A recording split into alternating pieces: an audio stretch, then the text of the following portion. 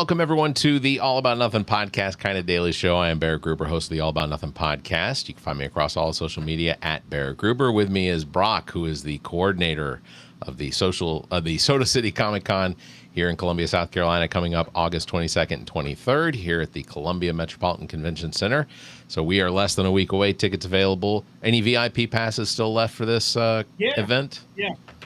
How many? But they will sell out. They will sell out before Saturday. So if you're interested, get your VIP, and you'll get a bunch of cool stuff like we've got. Comes with a 2-day pass. Comes with a bag.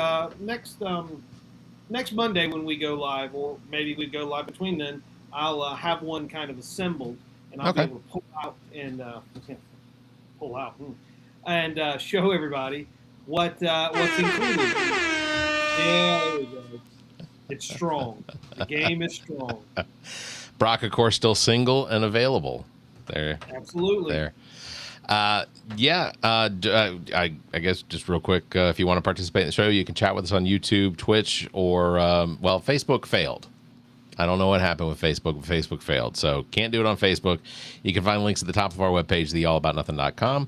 Let's get into it. Brock, you sent me something. Yeah, pull it up. Do you want to tease this a little bit, or no? It's just one of those things that when you're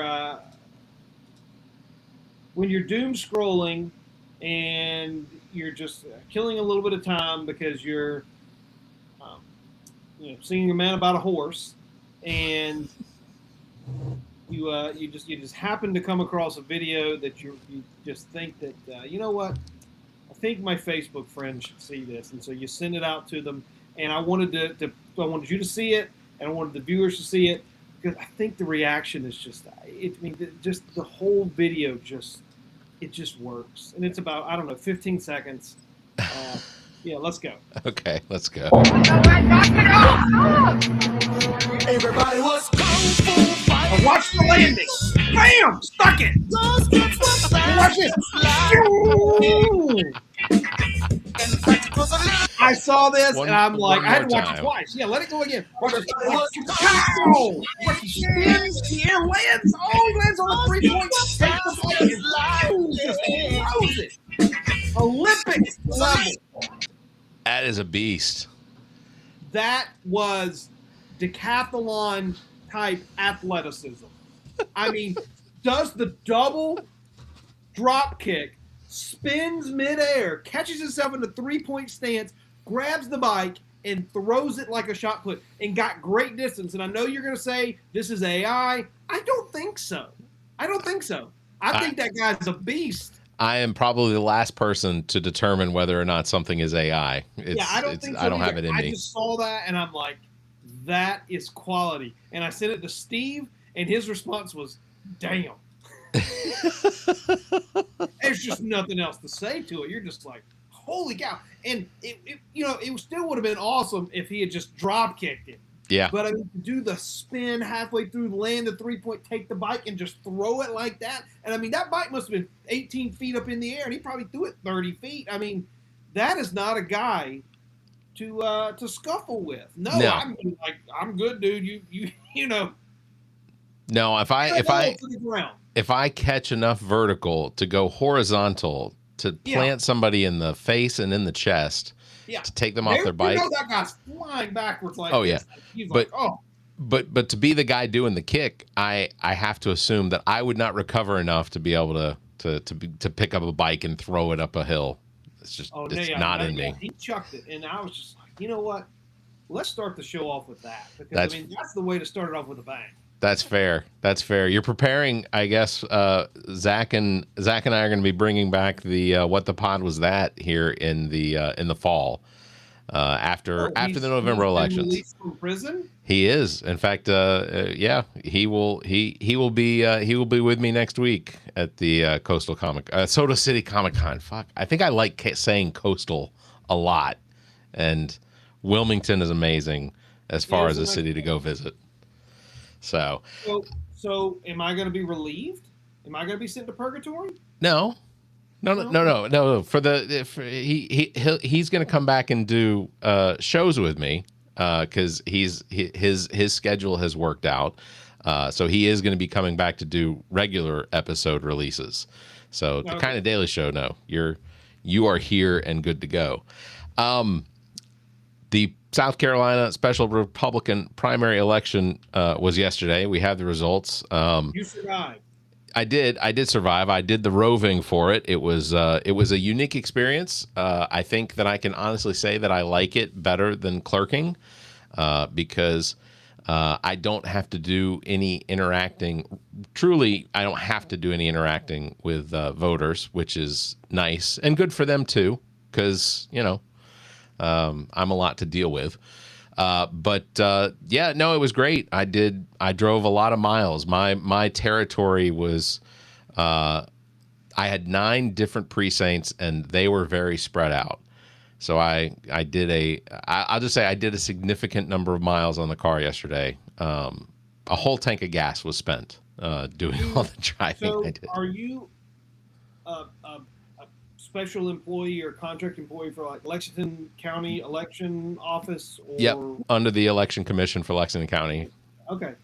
So it was, and I've been doing, I was a poll worker and clerking since 2020. So the November 2020 election was the first election that I worked as a clerk or a supervisor for the elections, and I enjoy it. It's exhausting.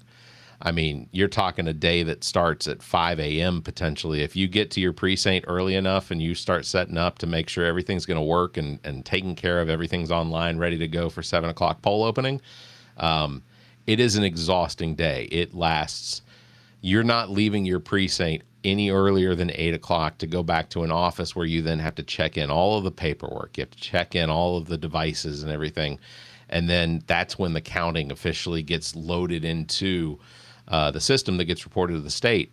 It wasn't very late last night before we found out that Darlene Graham and Representative Ralph Norman have secured their spots in the runoff for South Carolina's U.S. Senate seat. Lindsey Graham's own sister, who was, of course, appointed to be the senator by our outgoing governor, Foghorn Leghorn. I almost messed that one up. But yeah, Leghorn, Foghorn. Yeah. So Graham pulled in about 32% of the vote. Norman finished with about 25% of the vote. So they were about 8 points apart. Mark Lynch, who was my guest on the episode that released this week, he came in with about 6% of the vote. So third. Yeah, Russell Fry did finish third. I can only confirm that the curse of the All About Nothing podcast guests is still holding hard and true. So hoping that breaks sometime soon, because I've had some candidates on that I would really like to see win an election. Either that or they. I've won 2. Well, yeah, but you have you won? Yeah, you won. Yeah, but we weren't talking about your election. We weren't talking about your campaign. Yeah, it's not super exciting. That's what I need to do. I need to have guests on and talk about everything except for their campaign. That would probably do them all very big favor. So Graham was sworn in as South Carolina's interim senator just less than a month ago. She's fighting now to keep her seat. One of the questions that I heard a voter ask when I was at a precinct yesterday was, does that make her the incumbent? And according to the definition of the word incumbent, it does not. She is not the incumbent because in order to be an incumbent, you have to have had won an election. So at least as far as the discussion, I didn't interject in the discussion because I had no intelligent input for it except for side eye, I guess. I know on some of the news reporting companies, they have a little asterisk beside her name. Yeah. It shows her as the incumbent. I actually didn't know that. I would have assumed that the answer was yeah, because she is the sitting acting senator. Well, and to your point, so when Tim Scott was elected after being appointed by, I guess it was Tim Scott was appointed by Haley. Yep. And he was appointed by Haley with 2 years left on the term. Like, so he was in there for I can't remember, because who was it? Dement that gave up his seat, and Yeah, then he worked for the Heritage Foundation. yeah. So, oh yeah, well, great organization. Sarcastically, he said, to make sure that the transcript picks that up, because context and it does not get that. I also think there was a million reasons per year for him to go work for them. So. Oh, for sure, 100%. You can't necessarily fault him for that. Well, and he's, he was one of the he was part of the authoring of the Project 2025, so we can thank him for that, I guess. Again, he said sarcastically for the transcript. But yeah, I don't know that Tim Scott wasn't the incumbent, because they're still describing this Senate seat election in November for South Carolina as an open Senate seat.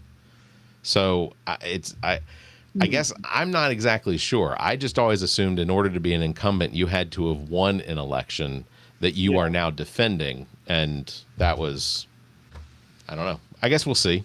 Do you want an update on the Trump reflecting pool? I mean, no, but I did read that the DOJ had dismissed charges against the Olympian for alleged vandalism, and that the lead attorney, Janine Pirro, or whatever, I think she's the district attorney for Washington, D.C., yeah. The prosecutor for that district. They've determined that shoddy workmanship, big shock, right, is the reason that the repairs, renovations, whatever you want to call them, failed. Not somebody went with a razor knife or some sort of blade and sliced a 300-foot section out of this reflecting pool, which, if the pool had water in it and it wasn't like a thinly stretched plastic, like a plastic lining of a pool, right, you probably couldn't get enough force in the water to even cut into something. I mean, it'd be a lot of resistance in the water. There's a reason they have things like water aerobics and water sports to train, because there is resistance there. You can't just slice, Michael Myers, Jason Voorhees style and just cut up all the stuff. It was just shoddy work, no bid contracts, and you got what you paid for. And it should have never been monkeyed with in the first place. So I'd like to say we didn't get what we paid for, because they did. You went with a friend who just slapped it down and didn't know what they were doing, and you got what you paid for. Should they, should they be sued? Yeah, but whatever. But it's not going to happen. Yeah, I was going to say, if Trump wants a win, sue his friend that's the contractor that he paid, that essentially we gave $17 million to upgrade the pool. Like, it's a concrete bottom normally. Like before all the work was done, it was a concrete bottom. Yes, there's stuff. Even if you paint it's still a concrete bottom. But there's always stuff that potentially grows in this reflecting pool, because I mean, Washington D.C. is a swamp. I mean, I know you want to get swampy politicians out of it, but the place is literally built on top of a swamp. So the water is, I don't care how much filtering you do but the whole thing was designed, based on what I've read, the whole reflecting pool was designed to slowly drain out, and and then of course rainwater and city water replace the water that's slowly draining out. But that's the whole purpose of it. It's just supposed to refresh itself, and it's not necessarily bad for algae to be growing. I mean, we have algae growing in all of our ponds. I don't know. The whole thing, again, put some fish in there that eat the algae. Yeah. Put some fish in there. Here and ultimately, here's the problem behind putting fish in there in the summer. That the water temperature of the reflecting pool, regardless of whether it's got a blue liner on the bottom of it or not, the temperature peaks at like 100 degrees or 95 degrees. Like the water temperature gets hot because the thing is shallow. Yeah. So you're gonna grow algae. You're gonna kill any fish that are in there. They're gonna die from the heat. I used to work over on the side of town. I guess on the east side of town. And we had a pond that was outside of our office, and we were directly adjacent to a company called Pure Fishing, which is the company that actually builds the Ugly Stick, the fishing rod. Yeah, I'll give them a plug bell. But so they did research and development out of that office, and one thing they do is they'd come and stock that pond with fish, and then they'd come out and test their fishing rods. And in the summer months, like we're in right now, the smell from the dying fish that would just float to the top, because it wasn't deep. It was like 2 feet deep. The smell was awful all summer long. It was a terrible experience to be sitting in an office just directly adjacent to this little pond. But Trump apparently recently just acknowledged that there was no video or proof of alleged vandalism to the pool. Oh, really? Yeah, Oh, no kidding. America gasps. I think it was proof or evidence. I think it was yesterday. So Taco Tuesday. It's Trump. That's what's going to happen. You know what? I like tacos. I do too. I got a great place around the corner that on Tuesdays does $1.50 tacos. They are fantastic tacos. A little salsa added to them. They're really good. Wall Street also likes taco too. Yeah, they do. But are you done with your fish story? No, please go ahead. No. I'm saying because it's a great transition to what I want to talk about. Okay. So we can give a little bell. Oh, look at you drinking a beer, you big boy. So not a sponsor. There is a Facebook gentleman. I don't recall his name. Doesn't matter. He's a British guy, and he has a Facebook page that I follow called Tinned Fish Review. And what he does is he does exactly what the title expects. You would expect from reading the title. He reviews tinned fish. And so I've watched him for a month or two, and I find it just very interesting that he will get these various tins of fish and mussels and sardines and anchovies or whatever, and he does about a 2.5 to 3 minute review of eating these things. And so I'm like, you know what? That's very interesting. I've also learned that it's a very European thing, that there's not a lot of there's tinning and canning in the United States. Sardines, anchovies, yeah. But more specialty type stuff is very prominent in Europe, especially your Scandinavian areas, which tends to make sense. They have a lot of coastline. I don't know that I like where this is going. It's not okay. Well, be that as it may, my daughter and I started watching this guy, and he has a very particular saying: "Let us decant the tin," where he empties the tin onto the plate. Then you see the fish. He tastes it. He reviews it. He squishes it. Talks about it. He has a dog that helps him, King Arthur. And again, he's a British guy. Anyways, so he was talking about this one particular canning company in Norway called Fishwife. Well, I just happened, and it's a woman-owned business. You can give them a little ding too. And so I just happened to be in Earth Fair, and I was shopping as my bougie ass would be in Earth Fair. And I just happened to see this on the shelf. Oh. And it is a can of fish, smoked salmon with Sichuan. I think I'm saying that right? Sichuan, yeah. Sichuan chili crisp. I'll hold this to the camera. Okay. So you can see it. And it's $17.95. It was not cheap, and damn, that's kind of expensive.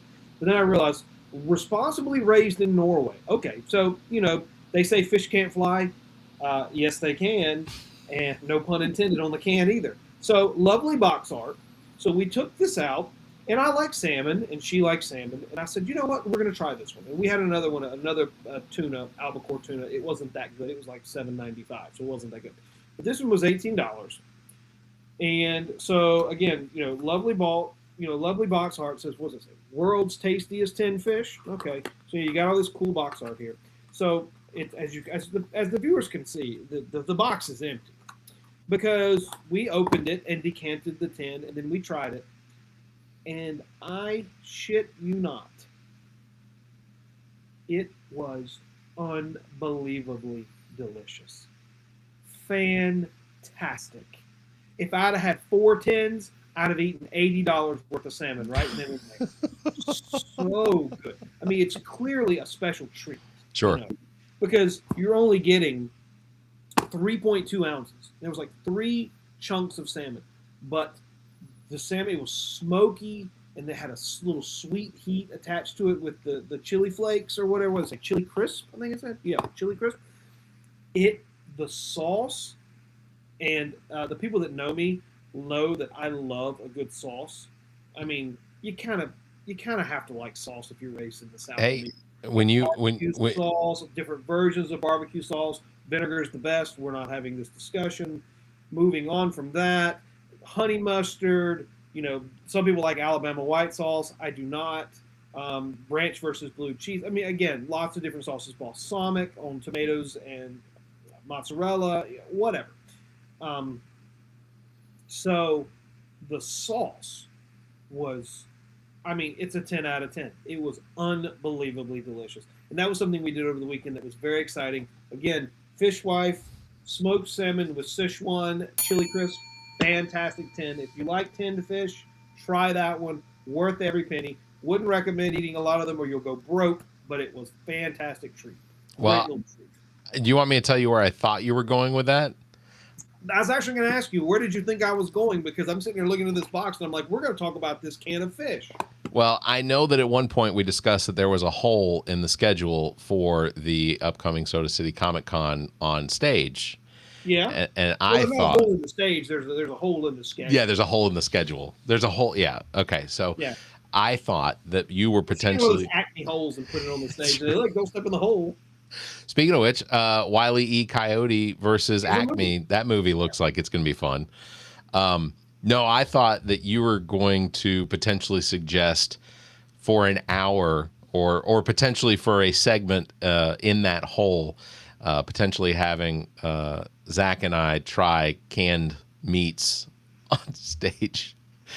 I need you the whole day. I don't need to put you in the stall and you can't come out. You know. I'm just saying that's what I thought my fear was. I tell you what I did over the weekend. I got a tattoo freshened up. I got it covered and freshened up. And is it where you can show everybody? Or yeah. So wow. Yeah, is that Dr. Doom? Or? No, it is. So it is. Oh. It is my Atlian tag, my ATLian tag for Outcast, of course, on a hatchet with some leaves. And I would like to shout out the toy shop over in Lexington, South Carolina, near Red Bank. Tattoo shop. Yeah, the toy tattoo shop. Thaddeus is the one who did the artwork, and I think I can honestly say that I have probably found my permanent tattoo artist. He was fantastic. So, if you got it done over the weekend, we're talking 3-4 days ago. Yeah, it's already healed and ready. No. It is not yet healed. It is still receiving constant tattoo lotion after the fact. I thought you had to put like a Vaseline or some sort of moisture. Creams, and then you wrap them or keep some sort of like cellophane or some sort of plastic to hold in the moisture. Yeah, I use large non-adhesive bandages, and I put the tattoo after tattoo lotion on it, and then I put a non-adhesive patch on it, and then I wrap it with just a self-adhesive. I keep hitting the microphone. Self-adhesive wrap, so that mostly it's to keep it moisturized overnight, but it's also keeps I mean, there's no more ink coming out of it, but it keeps it off of the pillowcase. Yeah, it weeps for a little while. Yeah. It's. Well, I mean, I for the record, I have no tattoos on my body, but as I've gotten a little bit older and become a little more single and available, I have thought about the idea of you should maybe get one tattoo or start something small. Like, part of me just wants to jump off the cliff and just dive head first and get a whole sleeve. Like, just do a whole sleeve. Not necessarily in one sitting. Yeah. But like ultimately, like from the shoulder all the way down, which I hear right in here hurts which I probably wouldn't do right there on the bone because there's nothing but bone. But I've also heard kind of under here, right in that area hurts very much. Yeah, that area right there. But when I've talked to individuals about that, friends and whatnot, never family because they would be like, "What are you doing?" But Yeah. the question I'm always asked is, "Well, what would you get?" And of course, that's the $1 million question, right? If you're going to get a tattoo, you have to have something that you want tattooed on your body. Yep. And I can't give a very good answer. So therefore, until I can, there are no tattoos. And there will probably continue to be no tattoos because I can't exactly determine what I want or would want to have for, I consider a tattoo permanent. If I had one, I wouldn't remove it. And being the age that I am, it's probably not. It's probably not something I'm going to do. But I like the idea of like a sleeve, but I don't. I'm probably too old for that. Well, you're not. But here's my suggestion is if there's never put someone's name. Your children's birth dates, I see that all the time. I find that very respectful. It's all cliche. Yeah, it's a little cliche, but I understand. I don't need to have a calendar reminder on my arm. I've got my iPhone. Your notifications are turned on. I get it. They are. It lets me know.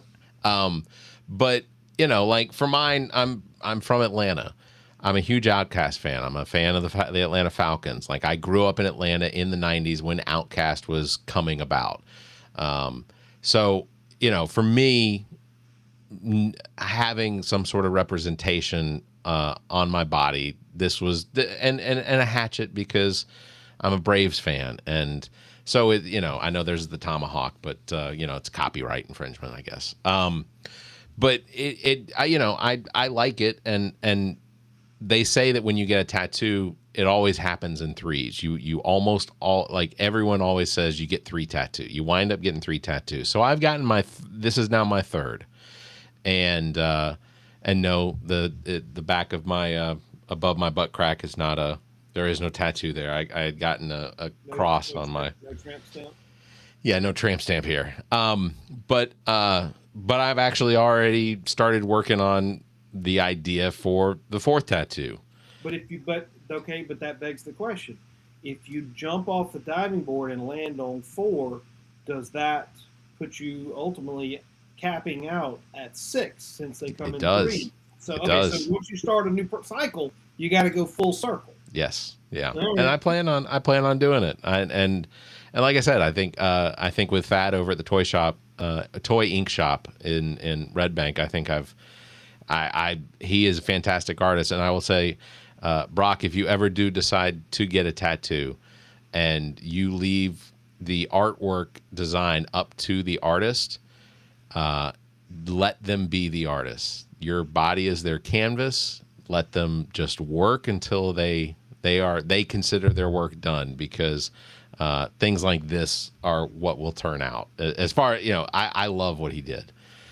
So it's that's my suggestion. I had a 4-hour session on Friday that turned into a 7-hour session, because as soon as we crossed over into like the 4 hours and 30 minutes and then the 5 hours, I was like, I got to remember what people tell me. If the artist is working and he's not caring about how much time is going, or the artist is, they're not caring about how much time is being spent, just let them keep going, because ultimately that's how the best work turns out. So yeah, the toy ink shop over in Red Bank, South Carolina, Lexington, South Carolina, fantastic work. I absolutely love it. Last thing I was going to mention was Caroline Leavitt is leaving the White House at the end of August. I saw that today. I want to go back to "Your Body is Their Canvas."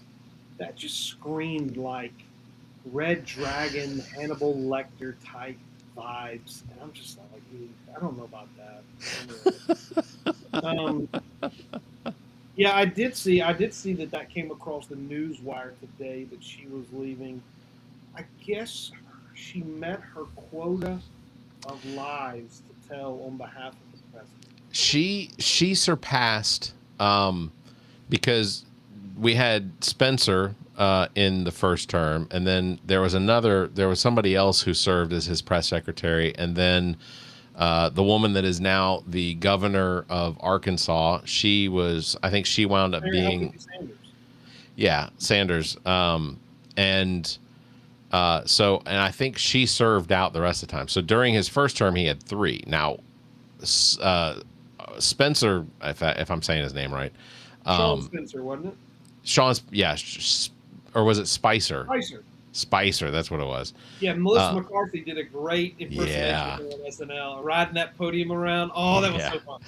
We should pull that up next week and watch that. That was great. That's great, yeah. But he wasn't. I think he was not there very long. I think during Trump's first term, like, he went through more press secretaries than any president in recent history had gone through. It's not unusual for them to have a couple, I think, during their term. I mean, I know Jen Psaki, I think I'm saying her name right, was one for Biden, but I'm pretty sure he had another one. Oh, Trump also had that Kaylee. The one that's on Fox News now. That good-looking blonde. Kaylee, whatever her name is. Yeah, I think you're right. I think you're right. Yeah. So go. Caroline Leavitt is absolutely going to be recognized as one of the most trusted Trump aides. I don't know that you could really. I often just go through. I often question whether or not, as a Trump press secretary, do they absolutely fully believe everything that they're saying, or are they just really good actors? And I think I could say that for all press secretaries, not just Trump's, because they can only really give out the information that is truly available from the president's office. So I don't know.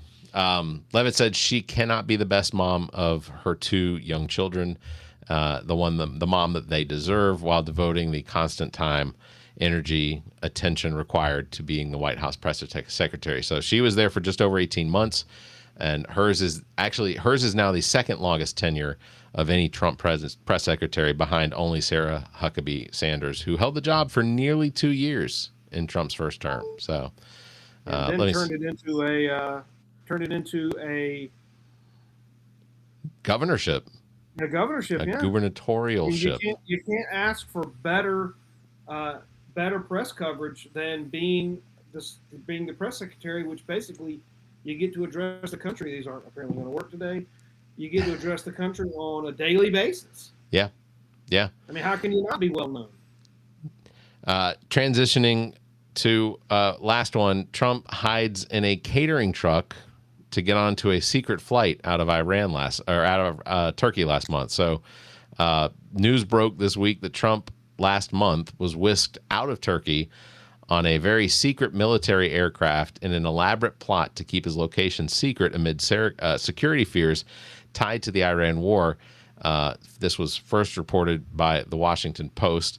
Apparently, a catering truck pulled away from Air Force One about 5 minutes after Trump boarded.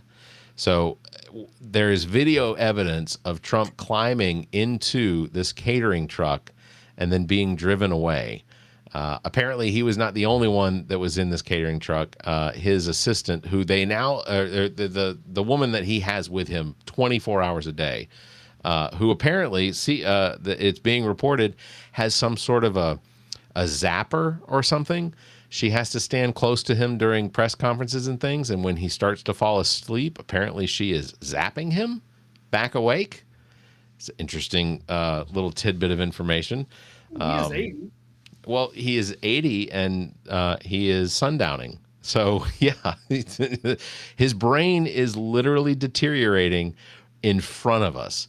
He is the best case study for the effects of dementia of anyone in the history. He's doing it for us publicly, and I think people should be appreciative of the fact that he is our dementia guinea pig. I think it's fantastic. Well, the only thing that I find fascinating about that story is the type of truck he decided to get on. Of course he got on a catering truck. Of course he did. You It know, didn't and it have. was probably full of Big Macs and I was gonna KFC say. buckets I was gonna and, say. you know, plenty of ketchup and mayonnaise and whatever other condiments that he likes.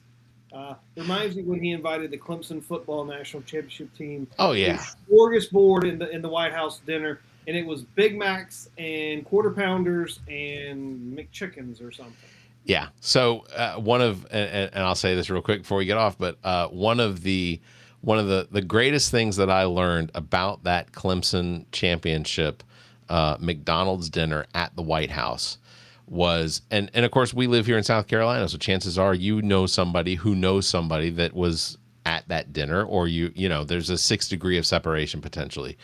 And I have a friend who played for USC who is friends with someone on that Clemson championship team, and said that not only was the food cold, but in some case, but so the food was cold, but the drinks were all warm.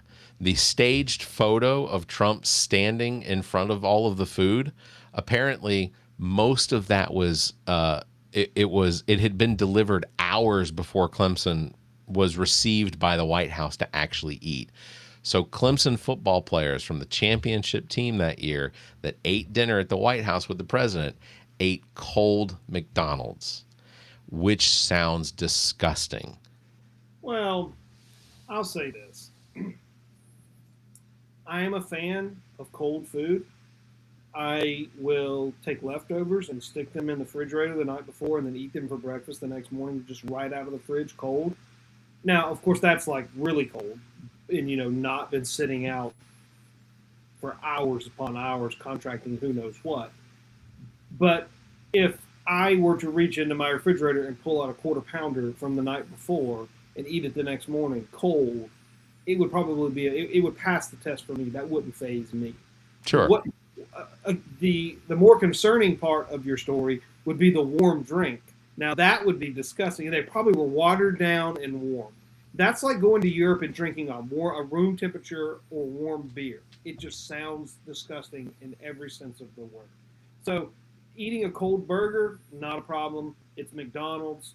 It's kind of like the Twinkie of fast food. It would survive the nuclear war, and you know you could probably still eat them 6 months later.